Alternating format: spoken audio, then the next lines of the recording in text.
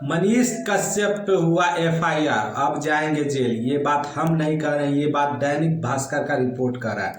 अगर दैनिक भास्कर का ये न्यूज़ सही है तो बहुत जल्द मनीष कश्यप का गिरफ्तारी हो सकता है, वो जेल जा सकते हैं। और एक बंदा जेल गया भी है, अमन नाम का। ये आज के दैनिक भास्कर, आज 6 तारीख का नहीं, आज 7 तारीख आज है। 7 तारीख का ये देखिए दैनिक भास्कर का ये पेपर है, 7 मार्च मंगलवार का आज का ये पेपर। और हेडलाइन में सेकेंड पेज पे है, पेज नंबर आप देख लीजिए, पेज नंबर 3 नंबर पेज है ये ऊपर के बाद है, नीचे वाला पेज पे आप ये देख लीजिए। और इस पे साफ साफ लिखा है कि सोशल मीडिया पर वीडियो पोस्ट करने के आरोप में 4 लोगों पर केस हुआ है, जिसमें एक धराया है। जो धराया है वो अमन नाम का है, बाकी 3 लोग और हैं। एक का नाम है प्रयास न्यूज़, जो कि यूट्यूब चैनल चलाते हैं, उसका नाम है राकेश तिवारी करके है, प्रयास न्यूज़। एक ट्विटर है पे चलाते हैं, ट्विटर यूजर है युवराज सिंह राजपूत। और एक यूट्यूब चैनल का जो है संचालक है मनीष कश्यप। और एक इन तीनों पर भी एक और है, चौथा भी है अमन नाम का है एक, उन पे भी एफआईआर हुआ है, जिसमें कि अमन का तो गिरफ्तार भी हो चुका है। देखिए इसमें तमिल, इसमें साफ साफ लिखा हुआ है। हम दैनिक भास्कर का न्यूज़ पढ़ रहे हैं, आज 7 तारीख का, 7 तारीख का हम न्यूज़ पढ़ रहे हैं, एकदम पुख्ता। दैनिक भास्कर अगर गलत है तो फिर ये न्यूज़ भी गलत है। अब ये दैनिक भास्कर जाने की ये कहाँ से इसको जानकारी मिला है, हमको दैनिक भास्कर का न्यूज़ से ये जानकारी मिला है। इस पे हेडिंग है, ऊपर में हेडिंग है कि जिस युवक की हत्या हुई उसी के भाई ने इसे तमिल रंग दिया। ये बोल रहा है दैनिक भास्कर की ये जो हत्या का जो वीडियो है ये पूरा अफवाह था। हम उसको भी पढ़ के बताएंगे। पहले हम आपको ये बताते हैं कि सोशल मीडिया पर वीडियो पोस्ट करने के आरोप में 4 लोगों पर केस हुआ, जिसपे 1 लोग धराया। तो ये क्या है, ये तमिलनाडु में प्रवासी बिहारियों के साथ हिंसात्मक घटनाओं से संबंधित असत्य, भ्रामक एवं उन्माद पैदा करने वाले वीडियो और पोस्ट सोशल मीडिया पर प्रसारित करने के आरोप में आर्थिक अपराध इकाई ने 4 व्यक्तियों के खिलाफ मुकदमा दर्ज कर कार्रवाई शुरू कर दी है।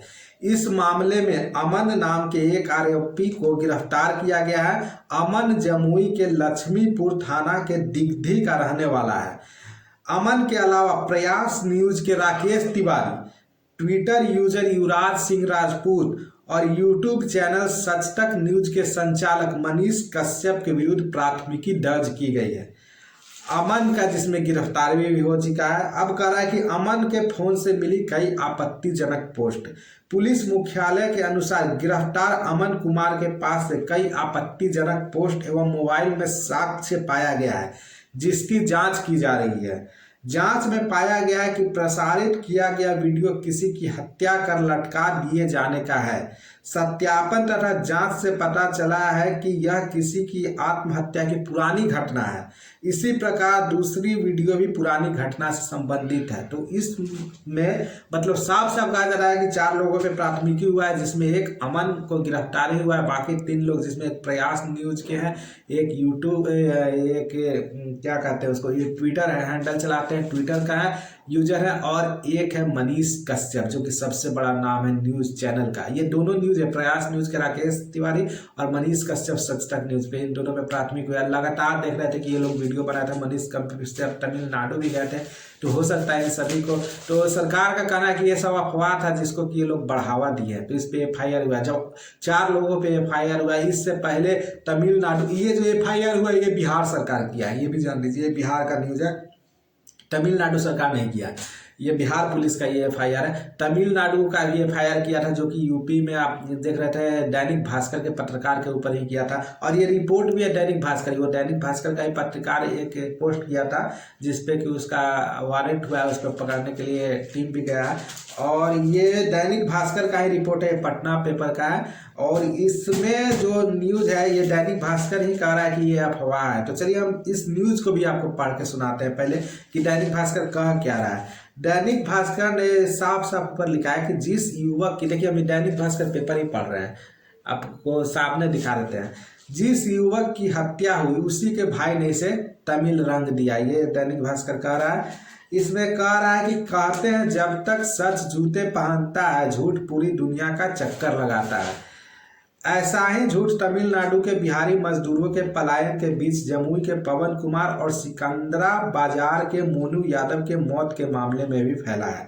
फरवरी में हुई यह घटना, मतलब दैनिक भास्कर ये गया था इसका पड़ताल करने तिरपुर में, तो वहाँ पे पड़ताल में ये पाया कि फरवरी में जो घटना हुई थी वो हर मोबाइल पे पहुंचा है। यहाँ तक कि विधानसभा में भी बिहारी मजदूरों की हत्या और हमले को लेकर विपक्ष ने वॉकआउट तक किया था। जैसा कि देखे थे विधानसभा में विजय चौधरी जो गए थे वो बाहर हो गए थे, विपक्ष के जो नेता है भाजपा की तरफ से, तो तीखी बहस के बाद वो बाहर हो गए थे। वो बोल रहे थे कि लगातार कि नहीं अभी हुआ है हत्या, और तेजस्वी जी इसको बोले कि थे कि नहीं गलत है। तो इस पे क्या दैनिक भास्कर इस पे किया है कि बिहार के पवन की हत्या, बिहार में पवन का हत्या हुआ था, और मोनू यादव की आत्महत्या को बिहारियों पर तमिलों के हमले की शक्ल में पेश किया। मतलब कि ये जो हत्या हुआ था इसको कह रहा है कि तमिल लोग हमला किया था उसके शक्ल में पेश किया, जबकि ऐसा था नहीं। हुआ क्या था, इन सब के बीच भास्कर जो तिरपुर गया, ये भास्कर रिसर्च किया, हम नहीं गए थे, भास्कर का टीम गया था। भास्कर तिरपुर जाकर पता किया था दैनिक भास्कर का हत्या के बारे में। पता चला कि सच पलायन कर रहे बिहारी मजदूरों के बयानों और मोबाइल पर आ रहे वीडियो से ठीक उलट है। मतलब कि जो न्यूज में आ रहा है लोग पलायन कर रहे हैं, डर के भाग रहे हैं, तो ये सच इससे बिल्कुल विपरीत है। उसमें क्या है कि मृतक पवन कुमार का पता तलाशते हुए तिरपुर की एक कॉलोनी तिरुमलाई नगर पहुंची। जब भास्कर टीम तिरुमलाई पहुंची तो वहां एक छोटे से कॉम्प्लेक्स के छत पर 8-10 कमरा बना हुआ था। उस कमरा में ही ये लोग रहता था।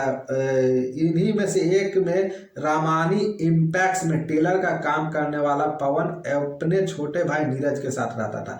वहां पे देखिए 8-10 कमरा का एक कॉम्प्लेक्स था तिरुमलाई नगर में। एक कॉलोनी है, तिरपुर का एक कॉलोनी है तिरुमलाई नगर। तिरुमलाई नगर में एक छोटा सा कॉम्प्लेक्स है जहाँ पे 8-10 कमरा का ही कॉम्प्लेक्स है, ज़्यादा बड़ा कॉम्प्लेक्स नहीं है। इनमें एक रामानी इम्पैक्स में टेलर का काम करता था पवन, और उसका छोटा भाई नीरज, 2 भाई था, पवन और छोटा भाई नीरज, वो दोनों उस पर काम करता था। पवन अपने छोटे भाई नीरज के साथ वहाँ रहता था। बगल में झारखंड का ड्राइवर उपेंद्र धारी रहता था। झारखंड का एक ड्राइवर भी वहाँ मजदूरी करता था, जो कि वहाँ ड्राइवरिंग करता था, उपेंद्र धारी नाम का रहता था।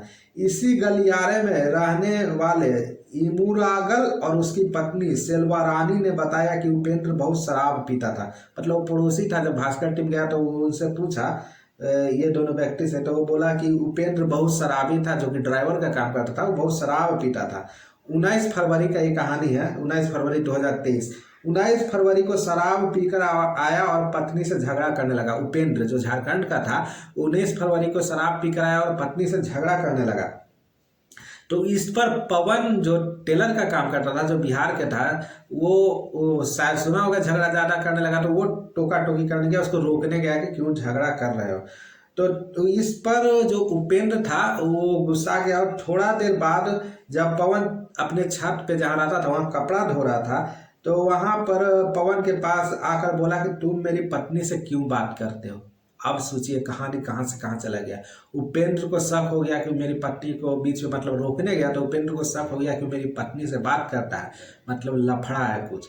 तो उपेंद्र गया, ये पियांक आदमी था। अब इसमें कितना सच्चाई है ये तो पड़ताल का विषय है, लेकिन जैसा कि इसमें लिखा गया, तो उपेंद्र उससे गया पूछने कि तुम मेरी पत्नी से क्यों बात करते हो।